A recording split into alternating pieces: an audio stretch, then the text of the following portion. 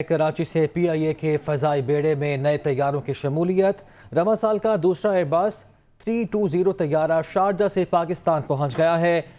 PIA में Airbus 320 तैयारों की तादाद अब 14 हो गई है और ये तैयारा अंदरून मुल्क, रीजनल और गल्फ रूट्स पर चलाया जाएगा, ऐसा बताया जा रहा है तर्जुमान PIA की जानिब से। तो कराची से आपको अपडेट कर रहे हैं। PIA के फ़ज़ाई बेड़े में नए तैयारों की शमूलियत हुई है। तफसीलात जान लेते हैं। ब्यूरो चीफ कराची असलम खान हमारे साथ मौजूद है। असलम बताएगा।